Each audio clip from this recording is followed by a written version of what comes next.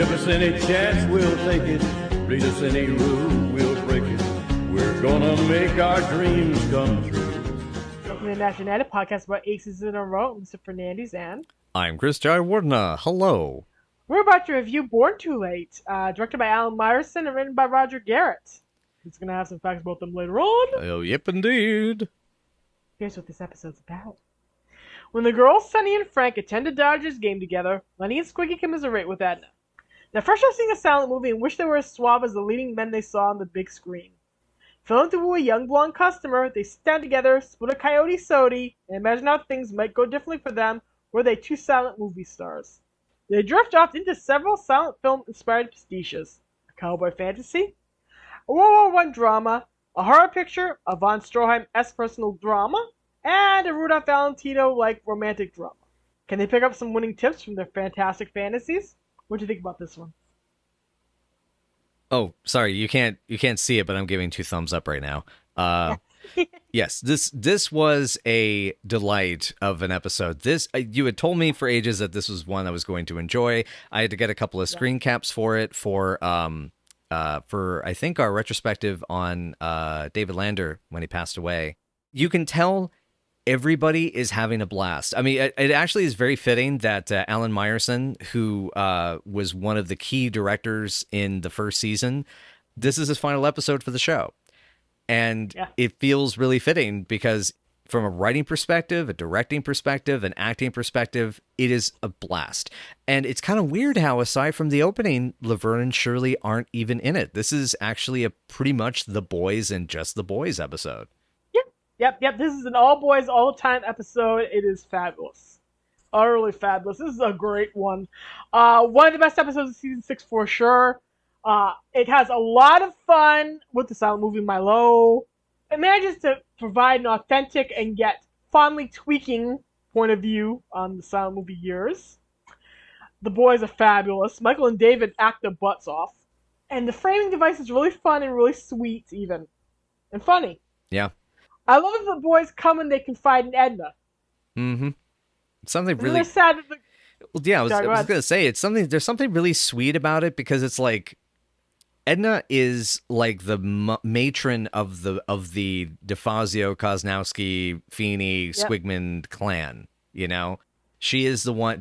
because Pop you can go to with a couple of things, but like really not really, because most of the time he's going to tell you something unintelligible. Edna can actually give you real advice, and there's something kind of sweet about them, you know, coming in and talking about the movies, and it's very precious in a way. Yeah. I love the way this episode manages to make the boys more human again, which they desperately needed after the last episode. Yes, yeah, it's really, in some respects, hard to express how much of like a whiplash it practically is to go from the Road to Burbank previously to this, where the boys are night and day done so much better in this episode. Yeah.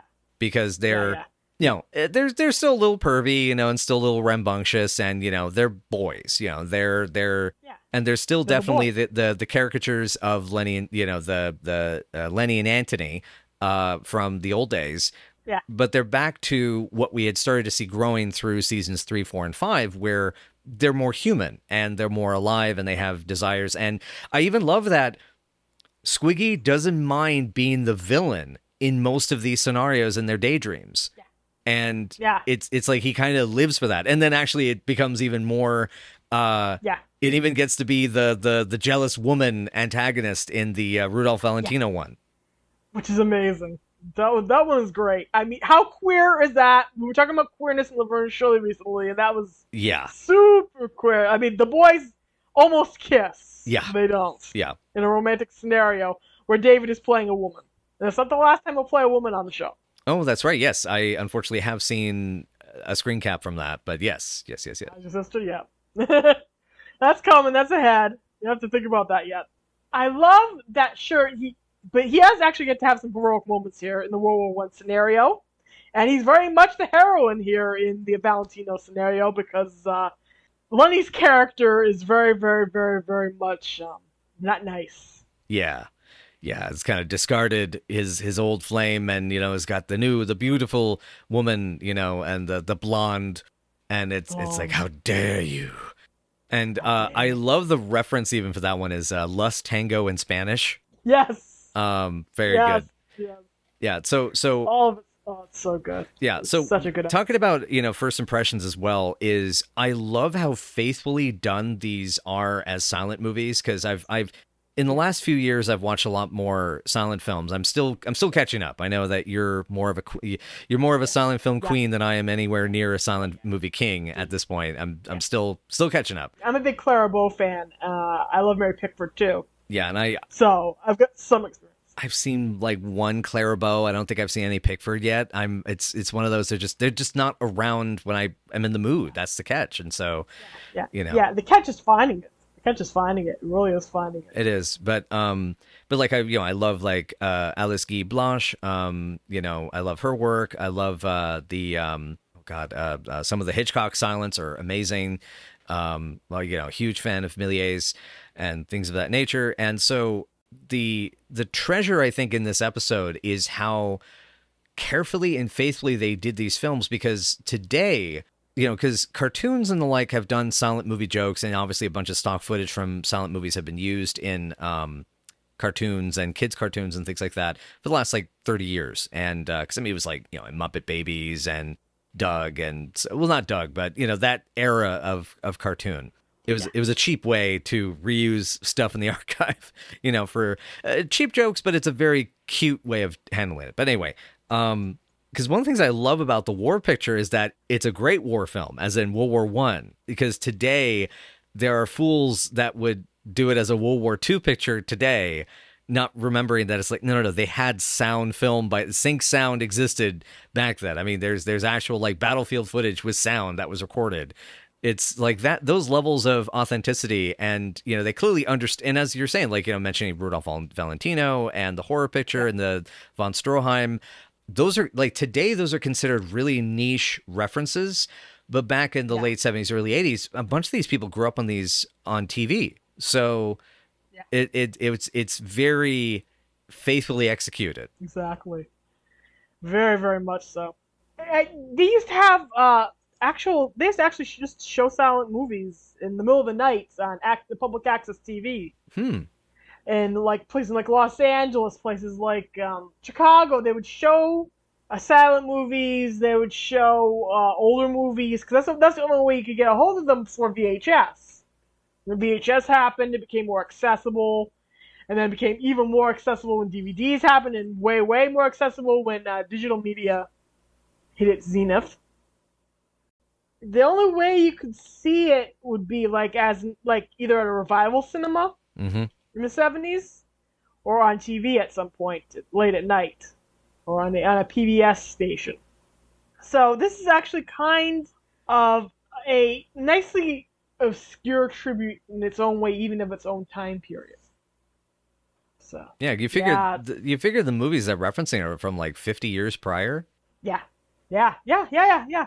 It would be the latest silent films came out like in the 30s, before sound fully took over. And those were because my understanding, because I researched this for a Call of Cthulhu tabletop RPG game of all things, which you Lisa helped me build that out. I did. But one of the things about sound is that in Hollywood they pretty much went 100% sound by 31, but in other countries, they still were making silent films. Because I think even some of the early Ozu stuff in the 30s was still silent for a few years.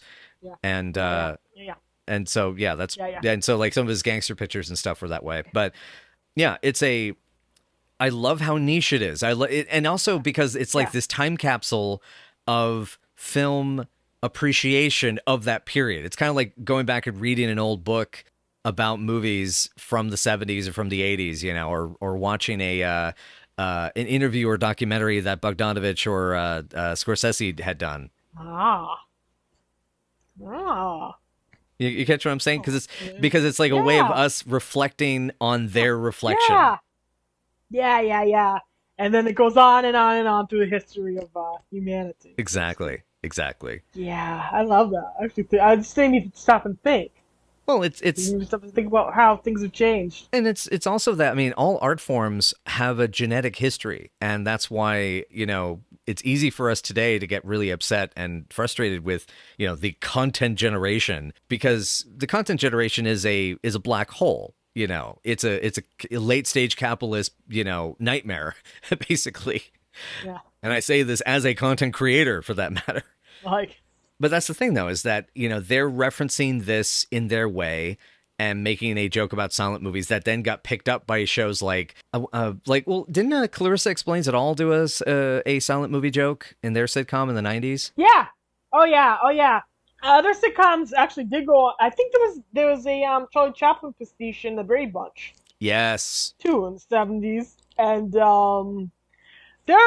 were other references to silent movies going on, like, into the 80s and the 90s, before it became considered a special form of art, so to speak.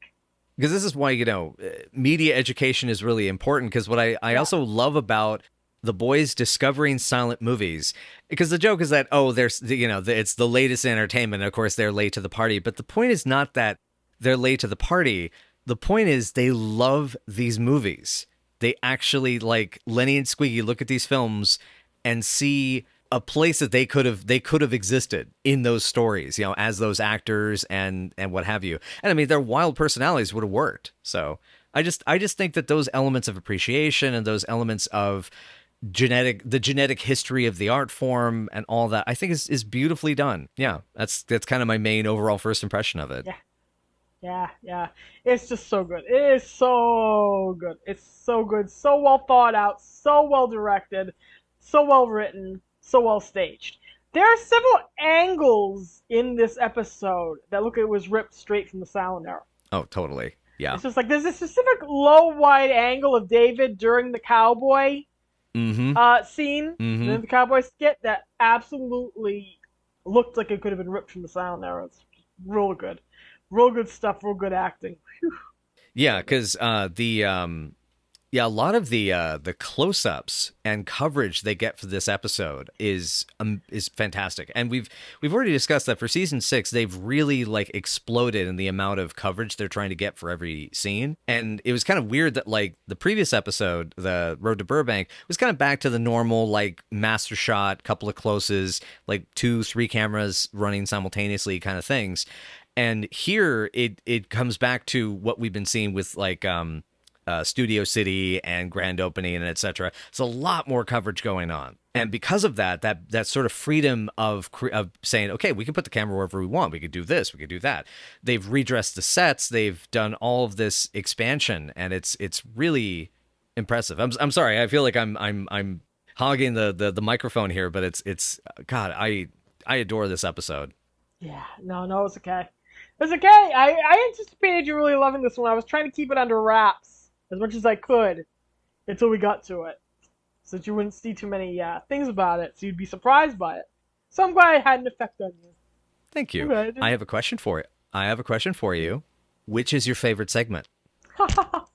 Oh God, I really like every single one of them for a different reason. My two favorites are probably the Valentino segment for shallow reasons, because Michael looks great in it. My other one, I really love the World War I segment, because it's got a great punchline. The boy is hilarious in it. Everything else is really good, though. Everything else, the cowboy segment's really good too, especially the cowboy segment, the way they stage it, the rapid patter of the gags. Mm-hmm. Where the gunfight accidentally kills everybody else in the room. I love that. It kills everybody. Oh, poor Pop. Even Pop gets poor Pop, poor Sonny, poor Carmine just going whoop whoop. Yep.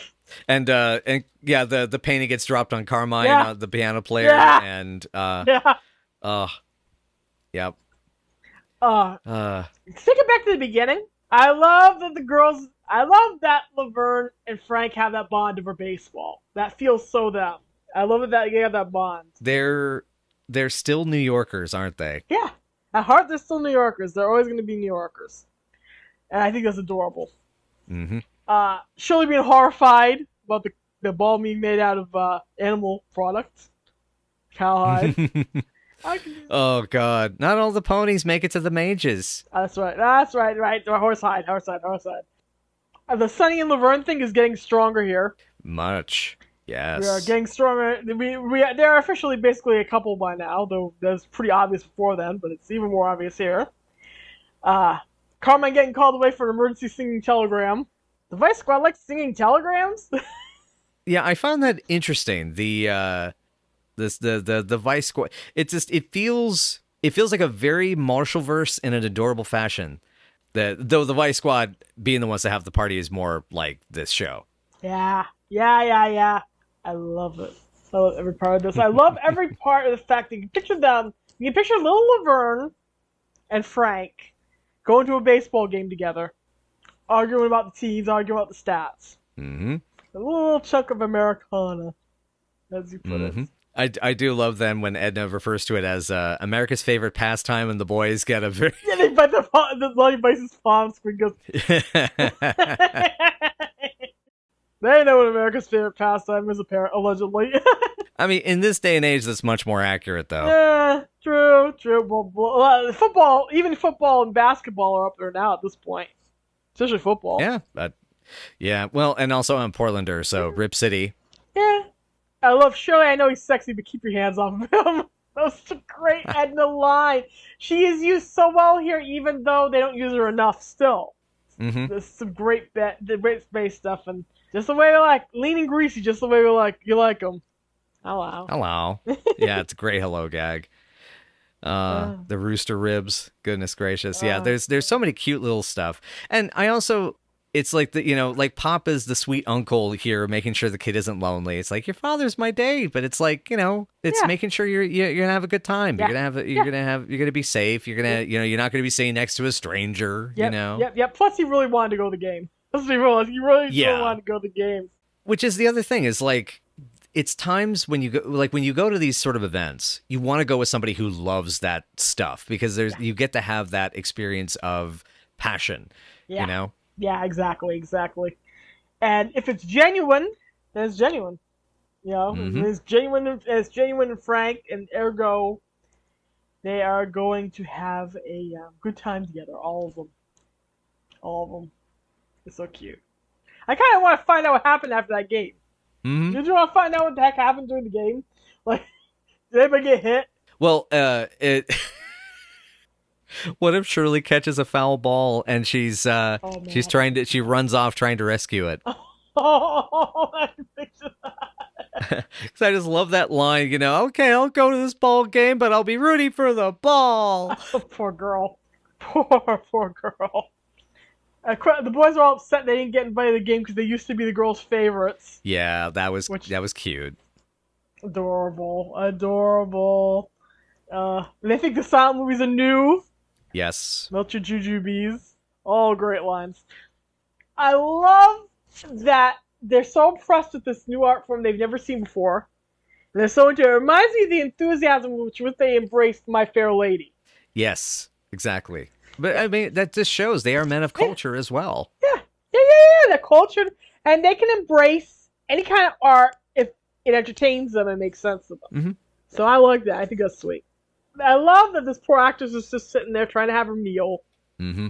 Reading her photoplay magazine. Yeah, reading her photoplay magazine. And then Lenny awkwardly approaches her, and he sounds like Squiggy and then turns into himself. Did you notice the very, very subtle acting shift in Michael? I did not. Mostly because I was focusing on him breaking the lettuce and thinking that was hilarious. That's sweet. It is hilarious, too. But you know what? You gotta look at his posture, look at his facial expression. He goes, and he says woman. He calls her a woman, which is very much a Squiggyism. Oh, yeah. Okay. Woman. Yeah, okay. And then he kind of melts and gets a little goofier, and he's Lenny again. Eggs is eggs, huh? The difference there. I love it. That's Milwaukee tone. They don't understand that over here. Yeah, isn't it? Sorry I broke your lettuce. This is so masterful because it shifts from Lenny doing a Squiggy impression to being himself. He's just, I love that. It's so good. It's so good. Yeah, and the gal herself, Sarah Kennedy, she becomes the fantasy girl in all the daydreams. Yes. And so she's only credited as attractive girl, but I want to make sure to mention this because this is really cool about her because Unfortunately, it was her last year as an actor. According to IMDb, her last credit came right after on an episode of Barney Miller. So this is like her second to last time she ever appeared in anything. But she was very prolific up to this point. And so she was like a regular performer on Laugh-In. She was featured in 3 Love America style segments, a regular on Emergency +4, and even had the starring role in Stephanie Rothman's The Working Girls alongside Cassandra Peterson, which is, it's just kind of cool to see this like very passionate, performance out of her, because I love how she throws herself into this. Like you were saying, the nesting plans, like that delivery is so perfectly subtle. It's a well massaged, line delivery. I would love to see. I wish we could see more of her, because after this episode, God, she's so much fun. And yeah, she does really well. And that's the thing, is really she good. acts really well with Michael and David, because you see that those, because as you were pointing out, Michael's doing these little subtleties, and again, I wonder how much of that is Alan saying like, do a little bit of this, a little bit of that, and talking it out, and I mean, this is the 5th episode for Roger Garrett too, so I mean, this is a very experienced crew having a good time. Yeah, it is. Yeah. It's pretty much everybody just cutting loose and having a grand old week on the set. Mm-hmm.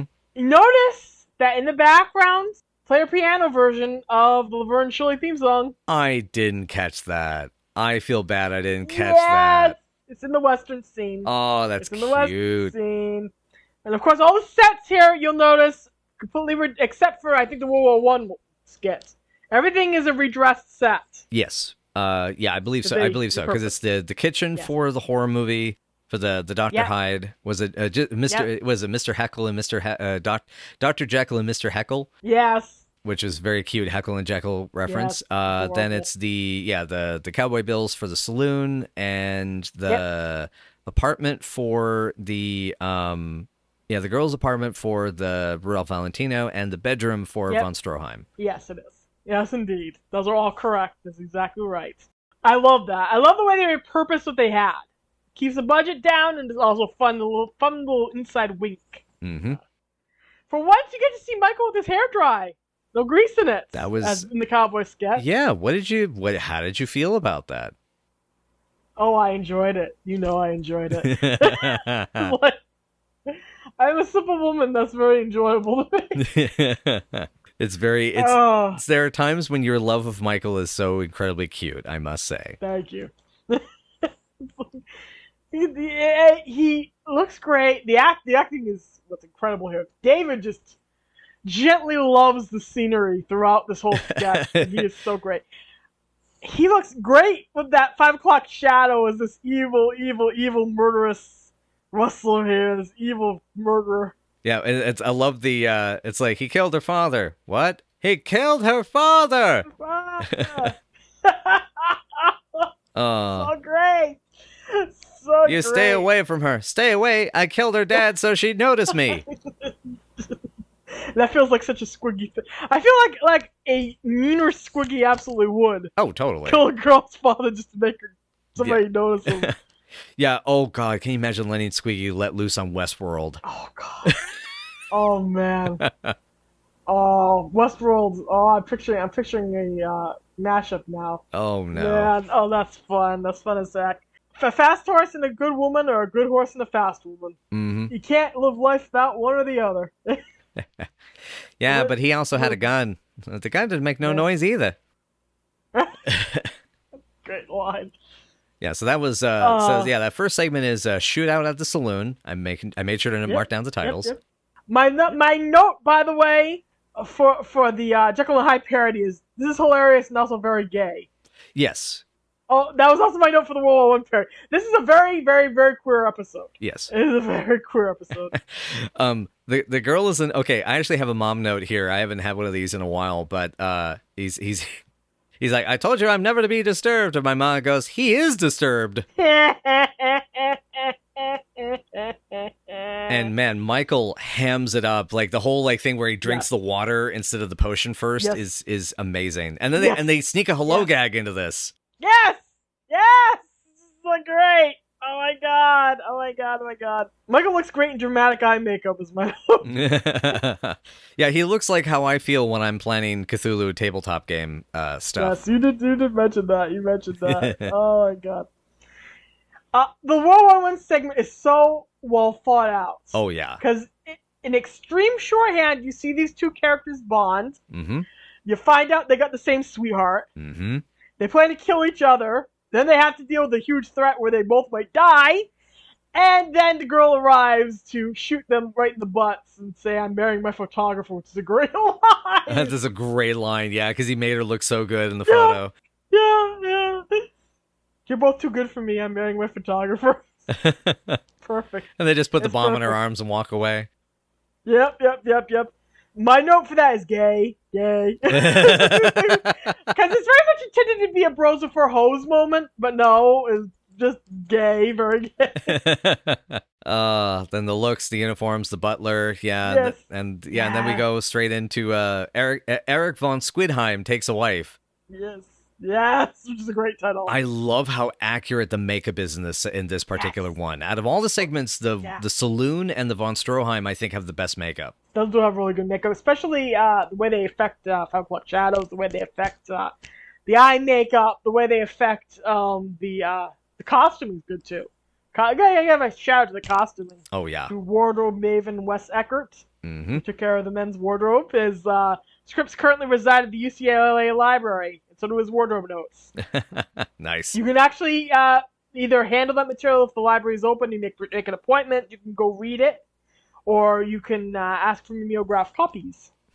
So you're saying we need to go to California at some point soon? Yeah, I gotta go. Eventually, I'm gonna go to California. Eventually, I'm gonna go to New York because that's where the Museum of Television Arts and Sciences is, and they have every single episode of the show in its original broadcast, preserved in its original broadcast state. Wow. Which is basically available nowhere else at this moment. Wow. Okay. But back to the episode. So Squigheim, the villain. Yes. I do love the very vaudevillian joke. By the way, I'm going to seduce your wife tonight. Yes. Oh, good. I could use the night off. And the Michael's expression and Michael and David's expressions as they pretend to deliver this mild dialogue are hilarious. Oh, I just use that. The little nod of the head is what gets me. That one. And the sword falling out being very suggestive when she actually comes in. She was so cute. Yes. Note that the whole room is filled with pictures of Squiggy. Yes. Yeah. And of course, he fails at seducing her. He fails at rapine, which is what they were hinting at. But this works because he's so clearly outmatched. Yeah, and he gets his butt kicked. Which you wonder if that's the reason why the butler let this happen, is because he knew his wife was smart enough to know what to do. Yeah. So. Yeah. He knew his wife is tougher than von Squigheim. Yep.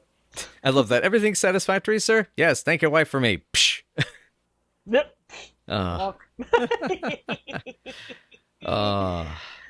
And now we're gonna break down. This last one. Less tango in Spanish. Okay. Less tango in Spanish. I mean, like I keep saying, it's very queer. Yep. It's queer. It is. Queer in the best way. Gay. My note for like a paragraph is gay. Yay! Yay! The way David affects a woman's posture and uses the mantilla are very nice. I'm gonna just ignore the, white people playing Spanish people. Yeah, it was the style at the time. Latin. It was the style at the time. And it was also the style they were referencing as on top of that, too. Yeah, so. that too. We had so much brown and yellow face in that era anyway. Ooh, yeah. They shoot David beautifully here.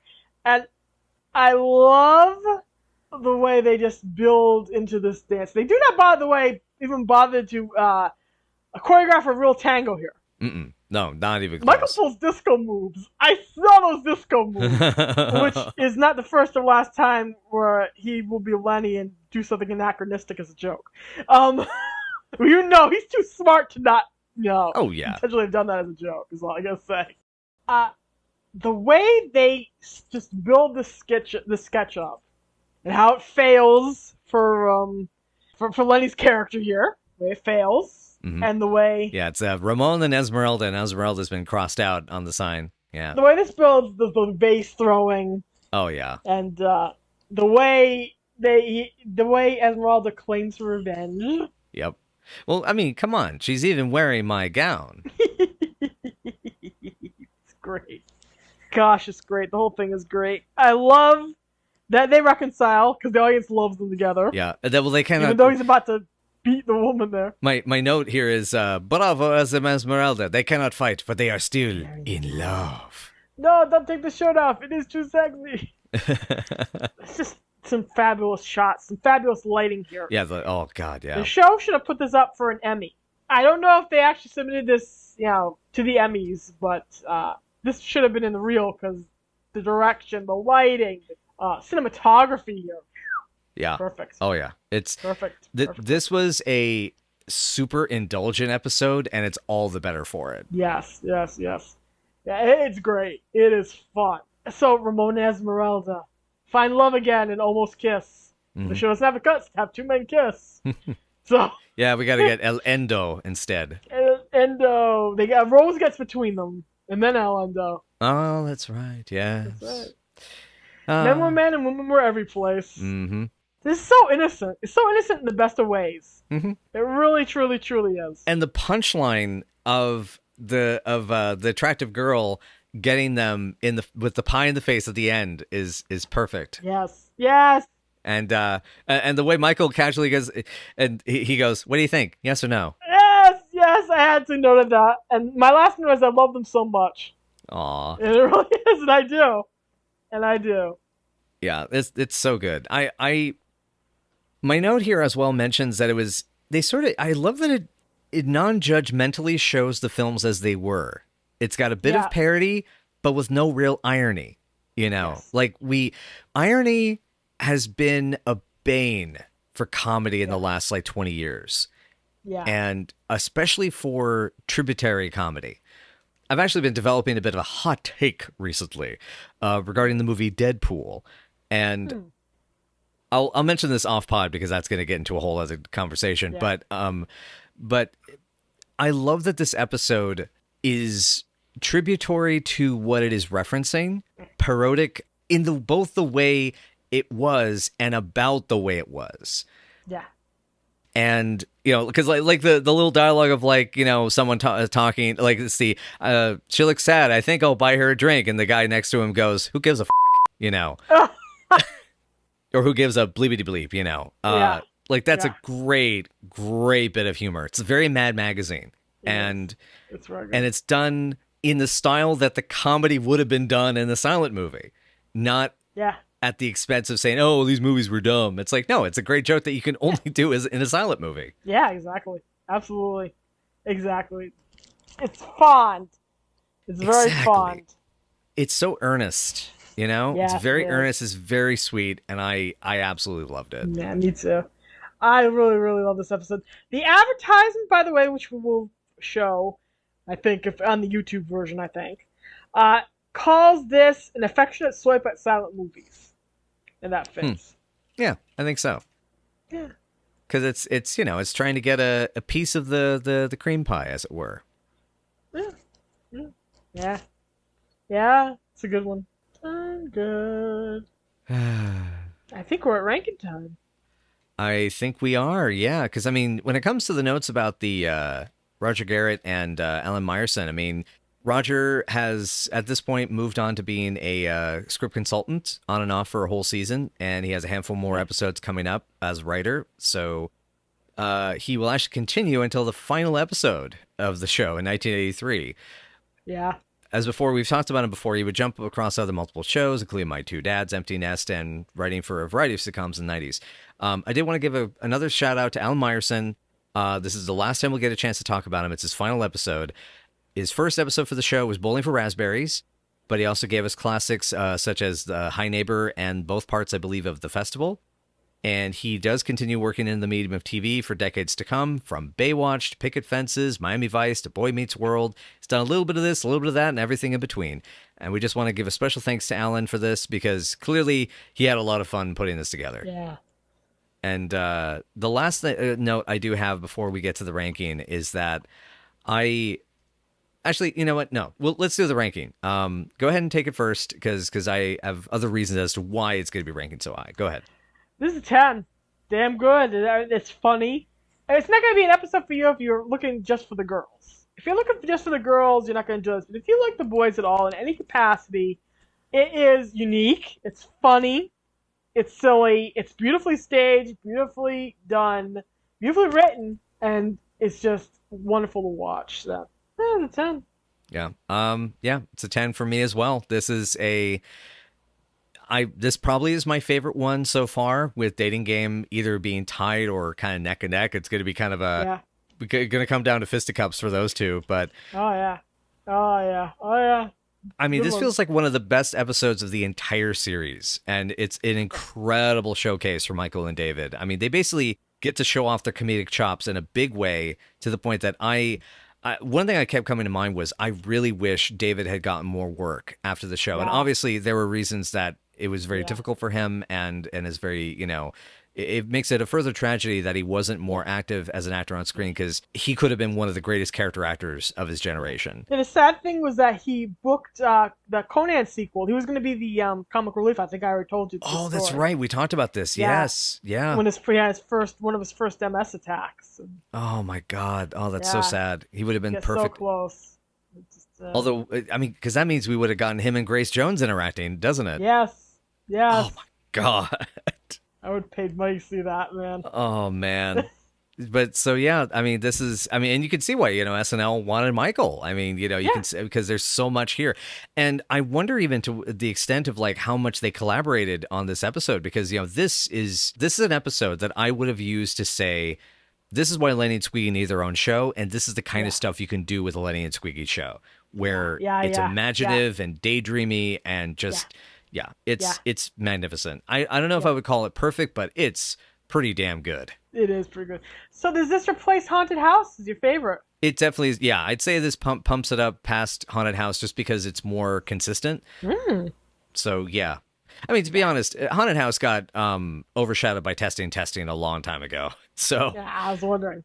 Oh, I was wondering. Okay, so now we have a new ranking. well, Yeah, we're gonna get to the those top for the show later, once this is all said and done. Oh dear, possibly tops and bottoms for both, possibly. tops and bottoms. This really is a gay episode, isn't it? But hey, all right. Happy Pride, everybody. Happy Pride.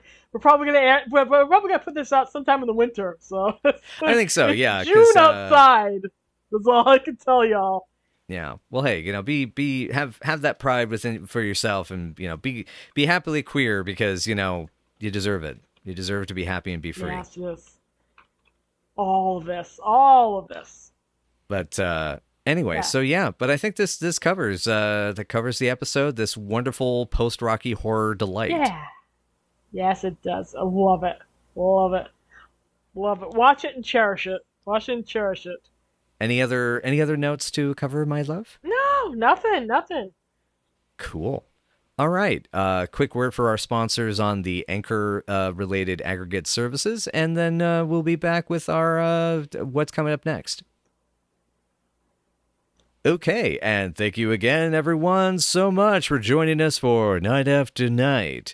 And if you would like to know more, please find us on Twitter, Night After Night PC, or Night After Night Pod on Facebook, Tumblr, WordPress, Patreon, YouTube, or you can just Google for Night After Night podcast, and it comes up. I actually have to do that when I do the promo for these episodes now.